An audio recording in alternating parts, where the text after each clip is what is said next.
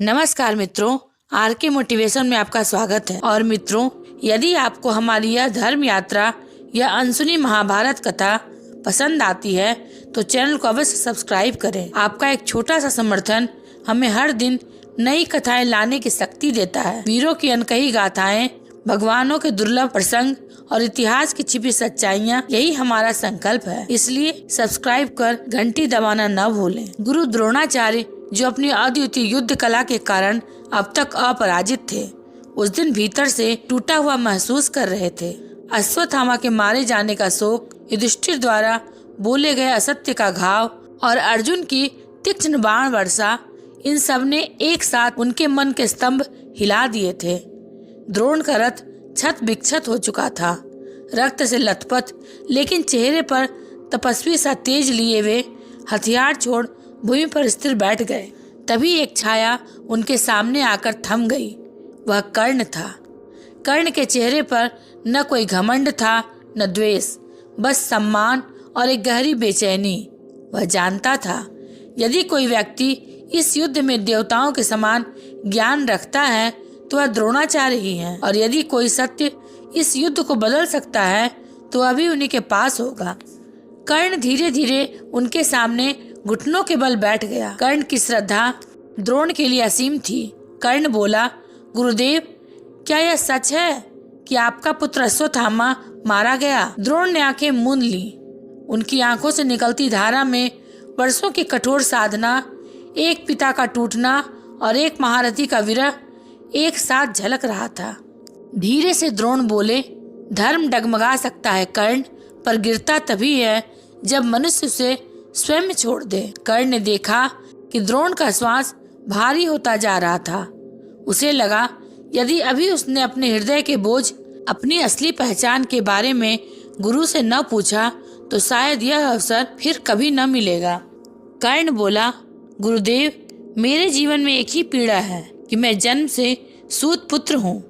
यह सत्य मेरे पराक्रम की छाया को हर बार ढक देता है। मरने से पहले क्या आप मुझे कोई ऐसा शब्द दे सकते हैं जो मेरी आत्मा को थोड़ा हल्का कर सके? द्रोण ने पहली बार कर्ण की आंखों में गहराई से देखा। द्रोण ने धीमी पर दृढ़ आवाज में कहा, कर्ण, तुम्हारे जन्म का सत्य इस रणभूमि में किसी के लिए भी उतना महत्वपूर्ण नहीं जितना स्वयं तुम्हारे लिए है। और आज जब मेरा अंत समीप है, मैं तुम्हें वह बताने जा रहा हूँ जो संसार से छिपा रहा। कर्ण का हृदय तेजी से धड़कने लगा।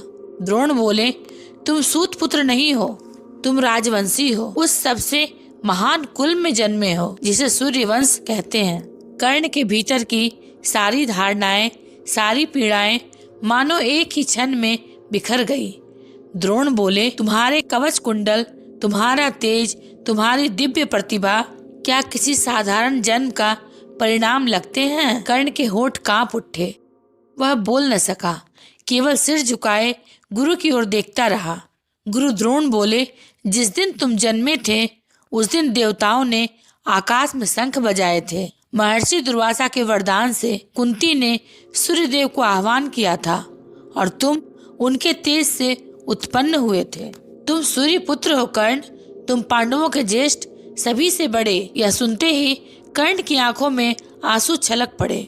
वह धीरे से बोला, गुरुदेव, यदि यह सत्य है तो दुनिया ने मुझे हे दृष्टि से क्यों देखा? क्यों मुझे केवल सूत पुत्र कहा गया? द्रोण ने उत्तर दिया, क्योंकि सत्य को कभी कभी समय ढक देता है। कुंती ने भय से, समाज ने रीति से और तुमने अपने अभिमान से, सबने मिलकर इस सत्य को छिपा दिया। गुरु द्रोण बोले, कर्ण, तुम हमेशा अर्जुन को प्रतिद्वंदी मानते रहे, परंतु अर्जुन तुम्हारा प्रतिद्वंदी कभी था ही नहीं। कर्ण चौंक गया। क्यों गुरुदेव? वह भी धनुर्धर, मैं भी। वह आपका प्रिय शिष्य, मैं आपका अप्राप्त भगत। हमारा संघर्ष तो जन्म जन्मांतर का है। गुरु द्रोण मुस्कुराए, एक गुरु की मुस्कान जो अपने दो शिष्यों की क्षमता पहचानता है। तुम और अर्जुन दो धाराएं हो, एक सूर्य से निकली, दूसरी इंद्र से, एक तप की अग्नि, दूसरी सिद्धि का जल। तुम दोनों मिलकर युद्ध की पूर्णता हो। कर्ण स्तब्ध था। द्रोण आगे बोले, अर्जुन तुम्हारे बिना अधूरा है और तुम अर्जुन के बिना, परंतु भाग्य ने तुम्हें विरोधी बना दिया, क्योंकि धर्म को तुम्हारी तपस्या चाहिए थी और अर्जुन को उसका फल। द्रोण ने कर्ण के कंधे पर हाथ रखा। उनका हाथ कांप रहा था, पर आवाज में अकल्पनीय दृढ़ता थी। कर्ण, दुर्योधन तुम्हारा शुभचिंतक था, इसमें संदेह नहीं, परंतु वह तुम्हें मित्र बनाकर स्वर्ग नहीं, अपने स्वार्थ के लिए लड़वा रहा है। कर्ण ने विरोध में कुछ कहना चाहा, पर द्रोण ने उसे रोका। सुनो कर्ण, दुर्योधन ने तुम्हें राज्य दिया, पर तुम्हारी पहचान छीन ली। तुम्हें महारथी बनाकर उसने तुम्हें पांडवों के विरुद्ध खड़ा कर दिया, उनके विरुद्ध जो वास्तव में तुम्हारे अपने थे। कर्ण के चेहरे की कठोरता टूटने लगी। द्रोण बोले, दुर्योधन का साथ तुमने धर्म समझकर दिया, परंतु धर्म वह नहीं जो हमें किसी अन्याय की रक्षा में खड़ा कर दे। कर्ण का मौन टूटता है। तो मैं जीवन भर गलत रहा गुरुदेव। कर्ण की आवाज अब टूट चुकी थी। क्या मैं गलत के पक्ष में खड़ा हूँ? क्या मेरी हर प्रतिज्ञा, हर यज्ञ, हर युद्ध सब व्यर्थ है? द्रोण ने उसकी पीठ थपथपाई। नहीं कर्ण, तुम कभी गलत नहीं थे। तुमने वही किया जो तुम्हें उचित लगा। धर्म की राह कठिन होती है और तुमने उस कठिन मार्ग पर चलकर भी अपनी उदारता, अपना दान, अपनी सत्य निष्ठा नहीं छोड़ी। द्रोण बोले, परंतु तुम्हारे जन्म का सत्य जानने का अधिकार तुम्हें था, ताकि तुम युद्ध नहीं निर्णय कर सको। कर्ण ने गुरुदेव के चरण पकड़ लिए। गुरुदेव, यदि मैं पांडवों का ज्येष्ठ हूँ तो मेरा अंत क्या होगा? क्या भाग्य मुझे कभी सम्मान देगा?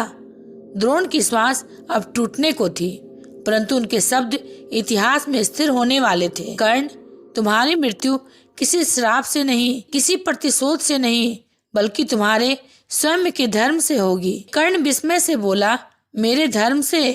द्रोण बोले, हाँ, जितना दिया है वही लौट कर मिलेगा। तुम्हारे दान, तुम्हारी उदारता, तुम्हारा युद्ध नीति पर विश्वास, यही तुम्हारे अंत की वजह होंगे। परंतु याद रखना, तुम्हारी मृत्यु भी इतिहास को बताएगी कि सूर्यपुत्र कर्ण पराजित नहीं हुआ, बल्कि उसका धर्म विजयी हुआ। कर्ण के हृदय में एक अजीब शांति उतर गई, मानो वर्षों से छिपा हुआ भार अंततः किसी ऋषि की वाणी से मुक्त हो गया हो। द्रोण ने अंतिम बार कर्ण की ओर देखा। कर्ण, यदि तुम्हारा और अर्जुन का सामना हो तो अपने क्रोध से नहीं, अपने कौशल से युद्ध करना। और याद रखना, अर्जुन तुम्हारा शत्रु नहीं है, वह तुम्हारा प्रतिबिंब है, तुम्हारे समान तेज वाला, तुम्हारे समान क्षमता वाला। कर्ण की आंखें भर आई। वह बोला, गुरुदेव, मैं क्या करूं? द्रोण ने उत्तर दिया, धर्म वही है जहां हृदय शांत हो जाए। अपने भीतर झांको, उत्तर तुम्हें वही मिलेगा। यह कहते ही द्रोण की आंखें शून्य में ठहर गईं। वह तपस्वी जिसने जीवन भर शस्त्र उठाए, मृत्यु के समय हथियार रहित होकर पड़े थे, परंतु आंखों में एक आकाशगामी तेज था, मानो स्वयं धर्म ने उनके शरीर में निवास किया हो। गुरु द्रोण के शरीर से जीवन का अंतिम स्पंदन भी विलीन हो गया। कर्ण ने धीमे से उनका सिर अपनी गोद में रखा और आकाश की ओर देखा। उनके भीतर से एक गर्जना सी उठी, दुख की, सत्य की और अटूट साहस की। यदि मेरा जन्म सूर्य वंश में हुआ है तो मेरी मृत्यु भी सूर्य की भांति तेजस्वी होगी। उसने गुरु के चरणों में प्रणाम किया और तब पहली बार कर्ण अकेला था, परंतु अपने सत्य के साथ। कर्ण अपने रथ में बैठा, पर उसका मन युद्ध से दूर था। वह सोच रहा था, यदि वह आज पांडवों के पक्ष में चला जाता तो क्या वह धर्म का पालन करता, या फिर यह उसके मित्र दुर्योधन के प्रति विश्वासघात होता। उसे द्रोण की वाणी स्मरण हुई, धर्म वह नहीं जो किसी अन्याय की रक्षा कराए। कर्ण ने आंखें बंद की। उसकी आत्मा भीतर से बोली, धर्म कठिन होता है, परंतु मेरा वचन भी धर्म है। मैं दुर्योधन का साथ नहीं छोड़ सकता। उसने तय कर लिया, वह सत्य जानकर भी युद्ध करेगा, क्योंकि उसके जीवन का अर्थ उसकी प्रतिज्ञा है। कर्ण ने गुरु द्रोण के पार्थिव शरीर पर अंतिम बार फूल चढ़ाए। वह बोला, गुरुदेव, आपने मुझे जो बताया वह मेरे जीवन का दूसरा जन्म है, परंतु मेरा अंत उसी राह पर होगा जिस पर मेरा कर्तव्य मुझे ले जाए। और वह फिर से युद्ध भूमि की ओर चला, परंतु इस बार उसका हृदय क्रोध से नहीं, धर्म के बोझ से भारी था। वह जानता था अर्जुन के साथ युद्ध अब केवल प्रतिद्वंदिता नहीं, भाग्य की अंतिम परीक्षा होगी। युद्ध आगे बढ़ा। कर्ण ने अंत तक द्रोण के अंतिम शब्दों को अपने भीतर संजोए रखा। अर्जुन से उसका युद्ध हुआ, जिसमें भाग्य ने वही किया जो द्रोण ने कहा था। कर्ण दानवीर था और उसी दान के कारण, उसी उदारता के कारण उसने अपना दिव्य कवच, अपना रथ, अपनी सुरक्षा सब छोड़ दिया और अंततः वह गिरा, पराजित नहीं बल्कि सूर्य की भांति दिव्य। कर्ण की हार किसी शस्त्र से नहीं, उसके धर्म से हुई थी और धर्म की हार वास्तव में हार नहीं होती। मित्रों, यह थी आज की कथा। गुरु द्रोण द्वारा कर्ण को बताया गया वह अंतिम अद्भुत सत्य। अब आपकी बारी है। आपको यह प्रसंग कैसा लगा कमेंट में अवश्य लिखिए। आपकी एक एक पंक्ति हमारे लिए आशीर्वाद जैसी होती है और हमें अगली कथा रचने की प्रेरणा देती है। और हाँ, यदि आप ऐसी ही गहरी अनसुनी महाभारत कथाएं प्रतिदिन सुनना चाहते हैं तो चैनल को सब्सक्राइब करना बिल्कुल न भूलें। आपकी एक क्लिक ही हमारी इस ज्ञान यात्रा की अगली कड़ी जन्म देती है। धन्यवाद मित्रों। धर्म बना रहे, कथा चलती रहे।